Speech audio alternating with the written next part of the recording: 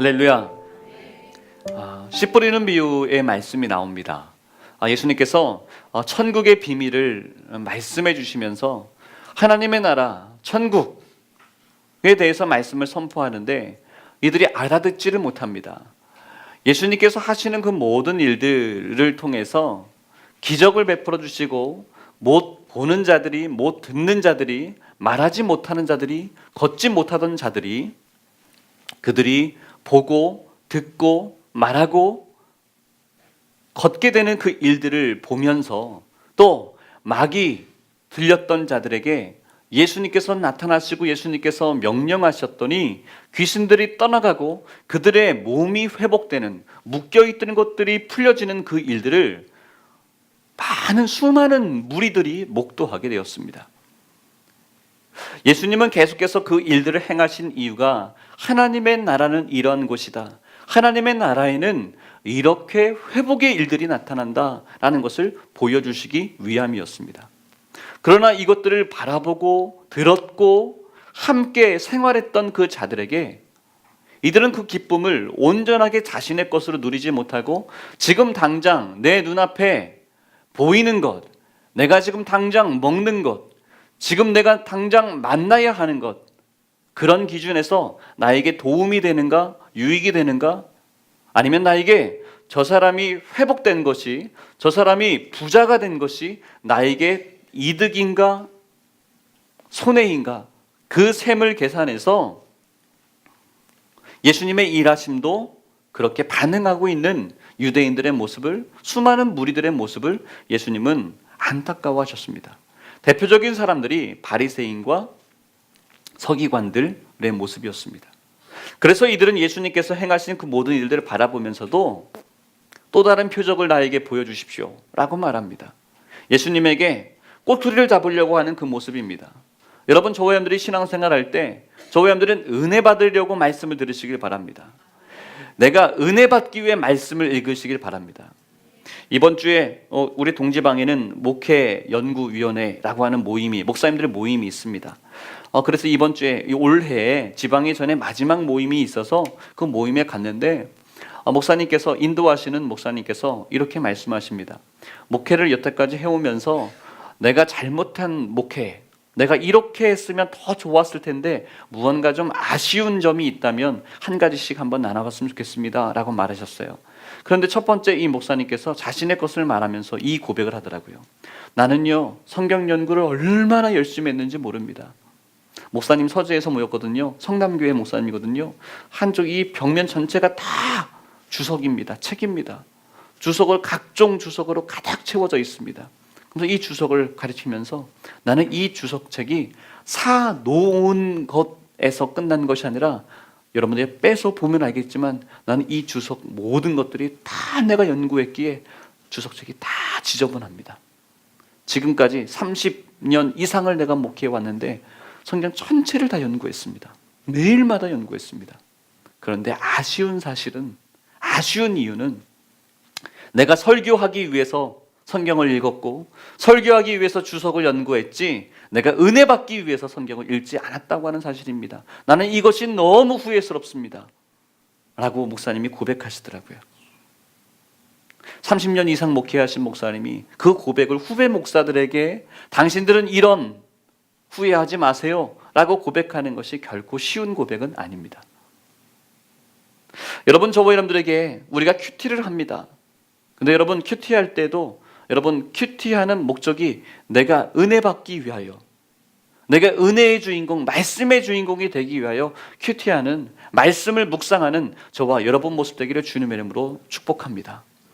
이 말씀은 바로 여러분에게 드리는 말씀이기도 하지만 가장 먼저 저에게 적용되는 말씀입니다. 여러분, 저를 위해서 기도 많이 해주시길 바랍니다. 주의 종을 위해서 기도 많이 해주시길 바랍니다.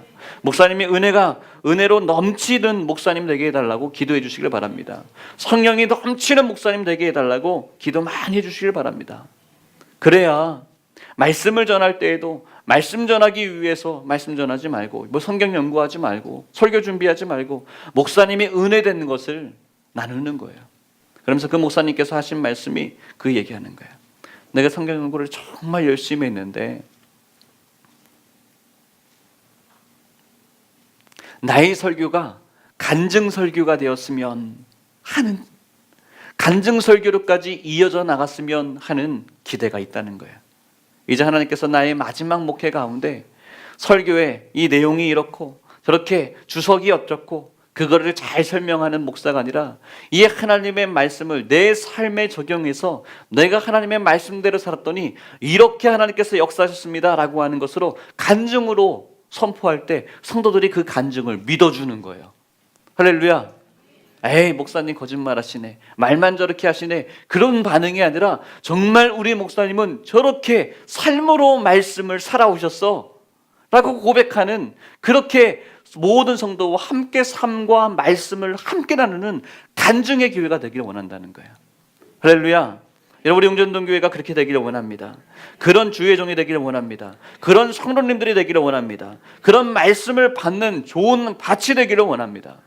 여러분, 그러니까 우리들은요, 이 바리새인들이나 이 서기관처럼 예수님에게 꼬투리 잡으려고 말하는 것이 아니라 저희 여러분들에게 은혜가 넘치기 위해서, 나에게 은혜가 됩니다, 주님 그 말씀이 나에게 주신 천국을 이루는 말씀입니다 라고 고백하기를 바랍니다. 우리 이 씨 뿌리는 자의 이 말씀이 들려지는 자에게는 하나님의 주권을 인정하는 믿음이 있는 자는 씨를 뿌리는 분이 누구세요? 하나님이신 것을, 하나님께서 우리에게 보내주신 그 말씀이신 것을, 예수님이신 것을 믿게 되는 자들이 이 말씀을, 이 비유를 아멘할 수 있게 됩니다. 예수님께서 이 4가지 13장 말씀 보면 4가지 땅에 떨어진 씨 비유를 말씀하시면서 9절 말씀에 귀 있는 자는 뭐 하시니라? 들으라. 따라하겠습니다. 들으라. 귀 있는 자는 들으라. 귀 있는 자는 들으라 라고 말씀하시면서 이 말씀하셨고요. 오늘 우리가 함께 본문 말씀으로 봤던 18절 말씀 보면 씨 뿌리는 비유를 들으라 라고 말씀합니다. 우리에게 명령하시는 거예요. 들으라고 명령하시는 거예요. 들어야 합니다. 귀 있는 자는 들으셔야 합니다. 여러분, 귀가 다 있습니까? 귀 다 있습니까? 귀 있는 자는 들어야 합니다. 제가 이렇게 말했더니 지용 집사님, 목사님 제가 요즘에 귀가 안 좋아서, 청력이 좀 안 좋아서 그 귀를 말하기도 하지만 그 귀만을 말하는 것이 아니라 우리가 하나님 예수 그리스도의 그 말씀을 들을 수 있는 영적인 귀가 열려야 함을 말하는 겁니다. 바리새인들이 이 청각이 장애가 있었습니까? 그 얘기하는 게 아니잖아요. 서기관들이 뭐 귀가 잘 안 들려서 보청기를 꼈네 안 꼈네 그 말하는 게 아니란 말이에요. 우리 영의 귀가 활짝 열려지기를 원합니다. 예수님의 말씀이 예수님의 말씀으로 들려주기를 원합니다. 어머니의 말씀이 어머니의 말씀으로 들려주기를 원합니다. 아버지의 말씀이 아버지의 말씀으로 들려주기를 원합니다.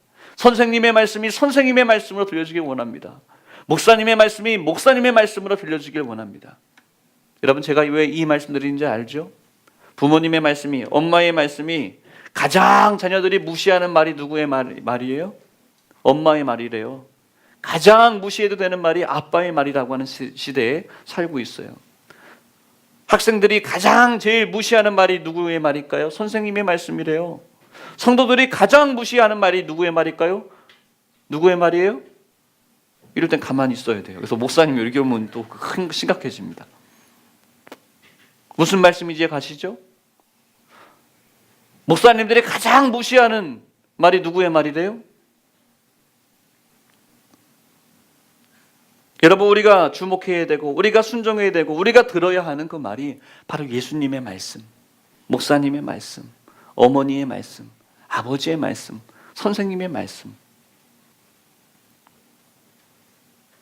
형, 누나, 오빠의 말씀, 또 동생, 아우, 후배의 말, 우리 서로 성도가 성도들의 서로의 말을 우리 마음의 눈을 활짝 열고 영의 눈을 열어서 그의 존재를 인정한다면 그 말씀에 우리는 아멘할 수 있게 됩니다.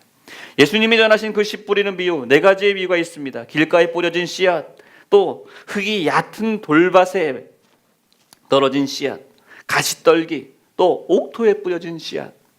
씨앗은 하나님께서 하시는 말씀이에요. 씨앗은 생명력이 있어요.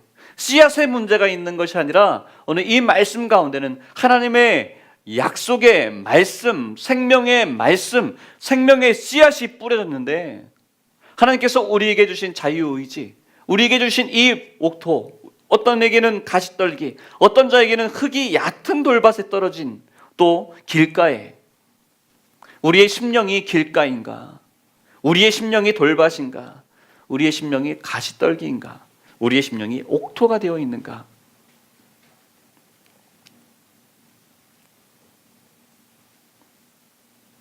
여러분, 저와 여러분들에게 우리가 할 수 있는 대로, 우리가 할 수 있는 대로, 아니 할 수 없어도 성령님께 기도하며 도와달라고 간구하고 기도하여서 우리의 마음의 밭이 옥토가 되기를 여러분 사모하고 또 사모하고 또 바라는 저와 여러분 모습 되기를 바랍니다. 여러분, 그런데 오늘 말씀, 우리 씨 뿌리는 비유를 들으라 라고 말씀하시는데, 천국 말씀을 듣고 깨닫지 못할 때는 악한 자가 와서 그 마음에 뿌려진 것을 빼앗나니 라고 말하고 있습니다. 악한 자가 와서 그 마음에 뿌려진 것을 빼앗는다고 말합니다.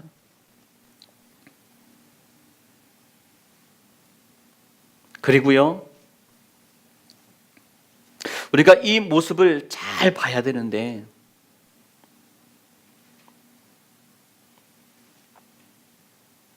26절 말씀에 보면, 25절과 26절 말씀에 보면 이 씨 뿌리는 비유의 말씀을 쭉 18절 이하부터 말씀하시면서 그 다음에 25절 말씀에 보면 사람들이 잘 때에 그 원수가 와서 곡식 가운데 가라지를 덧뿌리고 갔더니 라고 말합니다. 사람들이 뭐 할 때? 잘 때라고 말합니다. 누가? 잘 때 누가 왔다고요? 원수가 와서 라고 말합니다. 곡식 가운데 무엇을 뿌렸다고요? 가라지를 뿌렸다라고 말합니다. 여러분, 우리들이 잠을 자고 있다고 하는 것, 내가 좋은 씨로 뿌려진 은혜를 맛보고 내가 은혜 가운데 거하며 살아가고 있다고 생각하고 있는데 우리들은요 잠을 자게 됩니다. 근데 그 잠이, 우리가 이게 자는 잠일 수도 있겠지만 그 잠이라고 하는 것이 내가 하나님의 은혜를 받았어요, 나에게 좋은 일이 있어요 라고 말하지만 교만이라고 하는 잠이 우리들에게 때때로 들어옵니다. 그래서 넘어집니다.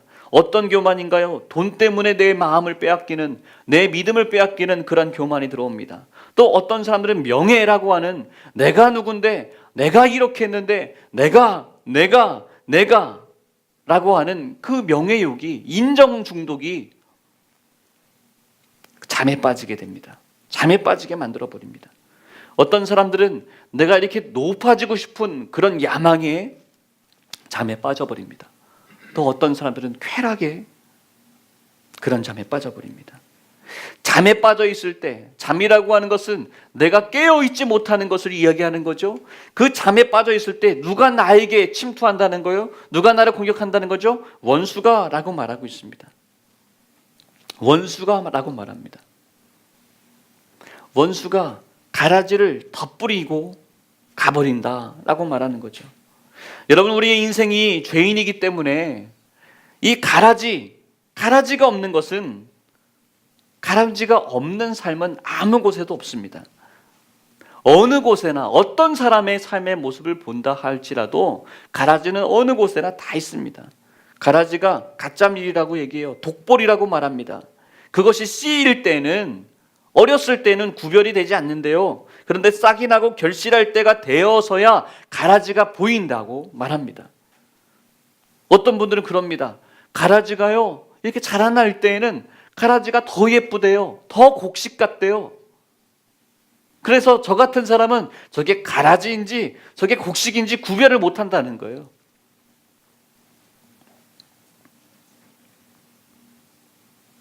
여러분, 우리 인간관계에서도 그런 것들이 많이 있죠.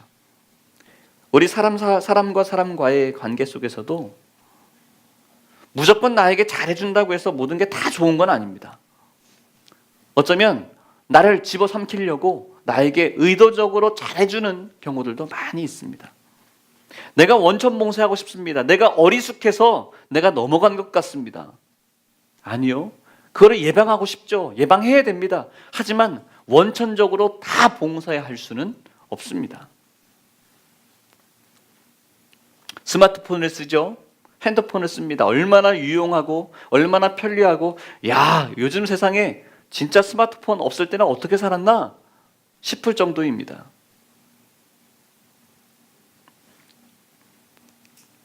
요즘에는 핸드폰이 얼마나 발달됐냐면요, 아니 또 테레비도 저희 아버님 댁에 가봤는데요, 리모컨이 어디 있는지를 모르겠는 거예요. 리모컨이 채널을 좀 바꾸고 싶은데 리모컨을 아무리 찾아도 없어요. 리모컨 찾아봐라 하는데요, 못 찾아요. 그랬더니 저희 아버지가요, 기가진이 혼내는 말투로 기가진이 이렇게 불렀더니요, 네 말씀하세요. 내가 응답을 하는 거야. 반응하는 거예요. 채널이 몇 번으로 바꿔봐. 또 이거 쫙 바꾸는 거예요. 소리 좀 키워봐라. 그랬더니 소리가 막 켜지고요. 테레비 꺼라. 그랬더니 이거 꺼지고요. 또 꺼져 있어요. 기가진이 또 부르시는 거예요. 켜. 테레비 켜져요. 얼마나 좋은 세상에 살고 있는지 우리가 모릅니다. 그런데 그렇게 너무 편리하고 너무 좋죠. 그런데 그거 아십니까? 그렇게 좋은 그 기술을 가지고 또 우리의 정보를 빼가고 우리에게 스팸이나 이런 거를 뿌려서 우리의 것을 훔쳐가는 그런 기술도 많다는 걸 압니까? 내가 알지도 못하는 새에 이렇게 저렇게 빼가는 것도 너무나 많이 있습니다. 분명히 좋은 곡식이, 좋은 기술이 우리 안에 있지만 나쁜, 우리가 알지도 못하는 새에 우리의 것을 빼가는 가라지가 얼마나 많은지 모릅니다. 그래서 이렇게 예방했다라고 말하지만 온전한 예방이 될 수가 없는 것도 우리가 너무나 잘 알고 있습니다. 여러분, 오늘 말씀에 보면 우리가 이 가라지가 있는데, 가라지는 나쁜 겁니다. 원수가 와서 심은 겁니다. 우리가 의도하지 않았습니다. 우리가 원하지 않았지만 그렇게 심겨져 있습니다. 그러니까 이거는요, 빨리 이걸 뽑아버려야 됩니다 라고 우리가 쉽게 생각할 수 있지만 주님께서는 뭐라고 말씀하시냐면 내버려 두어라 라고 말씀합니다. 내버려 두라고 말씀합니다. 언제까지 내버려 두라라고 말합니까? 바로 마지막 추수 때까지 내버려 두라고 오늘 말씀하고 있습니다. 그렇게 하기 위해서는 가라지가 있다는 것을 우리가 인정해야 합니다. 가라지가 없는 줄 알았는데 라고 하면 당합니다. 그런데 가라지가 있다는 것을 내가 인정하고 시작해야 됩니다. 27절 말씀에 보면 집주인의 종들이 와서 말하되 주여 좋은 밭에 씨를 뿌리지 아니하였나이까? 그런데 가라지가 어디서 생겼나이까? 라고서 묻습니다. 종들이 물어보는 것은 어디서는 사람이 될 수도 있고 장소가 될 수도 있습니다. 이렇게 물어보는데 가라지는 누가 뿌렸습니까? 어디에 뿌렸습니까? 왜 그런 겁니까? 라고 묻는 거예요. 그때 28절에 우리가 아까 보았던 말씀처럼 주인이 이르되 원수가 이렇게 하였구나 라고 대답해 주십니다. 누가 했다고요? 원수가 했다고 합니다. 그런데 우리들은 뭐라고 대답하죠? 나는요, 좋은 씨앗만 뿌렸습니다. 나는 곡식을 심는 좋은 씨앗만 뿌렸는데, 기도하고 뿌렸는데, 정말 하나님 앞에 모든 것을 맡기는 마음으로 내 인생을 살아왔고 자녀를 키웠고 내 가정을 이루어왔는데 이 가라지가 지금 생겨났습니다. 내 인생에 고통의 가라지가 있습니다. 이 가라지 누가 심었습니까? 라고 우리도 묻죠. 그러면서 그 질문은 누가 심었다고 내 마음속에 생각하고 있는 거예요? 목사님이 심었고 하나님이 심었고 나는 곡식만 심었는데 나는 잘못하지 않았는데 하나님이 심은 거 아닙니까? 왜 나에게 고통을 허락하십니까? 라고 하는 그런 질문에 의도가 담겨져 있지 않나 말하는 거예요. 그런데 주인께서 말씀하시기를 원수가 이렇게 하였구나 라고 말씀합니다. 누가 했다고요? 원수가 했다는 거예요. 목사님이 그렇게 하지 않았어요. 하나님이 하신 게 아니라는 말씀입니다. 그러면서 가만두라라고 말씀합니다. 여러분, 이 말씀을 보면서 우리 인생에, 우리 가족 가운데, 우리 인간관계 가운데 여러 가지 삶의 모습을 보면서 여러분 가라지 같은 일들이 너무나 많이 있지 않습니까?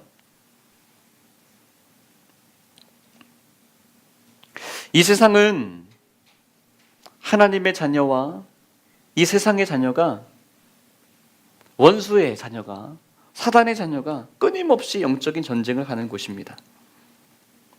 여러분, 인간관계 속에서, 직장 생활에서 나에게 이렇게 가라지 역할을 하는 사람들이 있습니다. 아, 이 사람 나에게 힘들게 하네. 직장을 옮기자. 아, 이 사람하고는 상종을 하지 말자. 이 교회에 와서 내가 볼 때는 가라지 같은 사람이 있네. 그렇게 하다 보면요, 아무도 말할 사람이 없고 아무도 내가 감당할 사람이 없습니다. 심지어는 내가 사랑해서 선택한 배우자조차도 가라지처럼 보이기 시작하면 그냥 그 가라지를 내가 뽑아서 갖다 버려야지 라고 한다고 하면 내 인생에는 남겨진 것이 아무것도 없게 됩니다.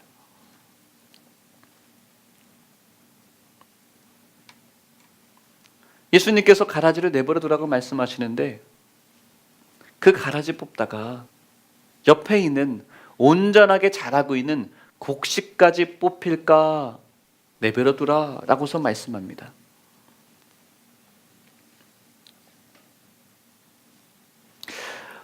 지금 당장 내 심정 가지고는 당장 뽑아내고 싶지만, 원수가 덧뿌리고 간 이 가라지는 여러분, 우리가 지금 당장 제거할 대상이 아니라 하나님이 없애주시는 그때까지 우리가 인내하고 기다리라고 말씀하고 계십니다. 여러분, 내 옆에 가라지 때문에 여러분 힘듭니까? 여러분의 삶에 가라지들이 있지 않습니까? 그 가라지 때문에 힘들다면 여러분, 그 가라지를 뽑아내지 마시고 여러분, 내 속 안에 있는, 내 마음 가운데 있는 그 가라지를 여러분 제거하시길 바랍니다.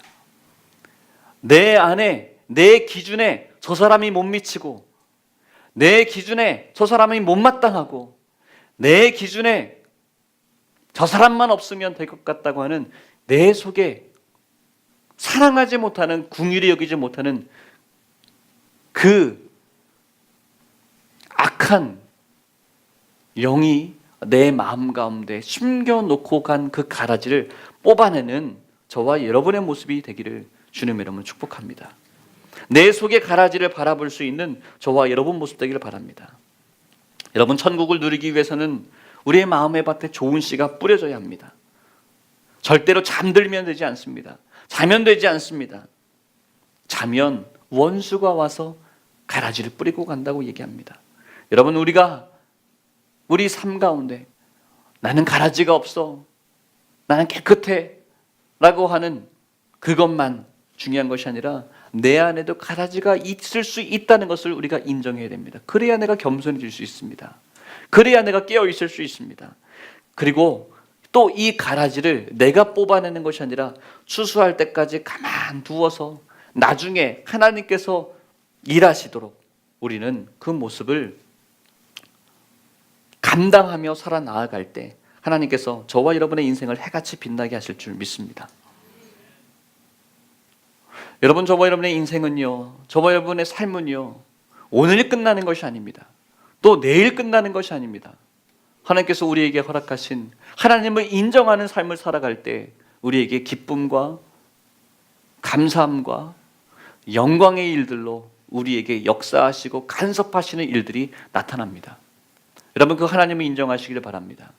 우리 삶에 가라지가 있다고 내 인생은, 내가 오늘 농사지은 내 이 인생의 밭은 내가 다 엎어버려야 되겠다라고 하는 것이 아니라 감당하라고 말씀합니다. 인내하라고 합니다. 하나님께서 우리에게 응답으로, 추수의 때에 응답하실 그때까지 우리에게 감당하라고 말씀하십니다. 예수 믿는다고 해서 문제가 아무것도 없는 것이 아니란 이야기예요.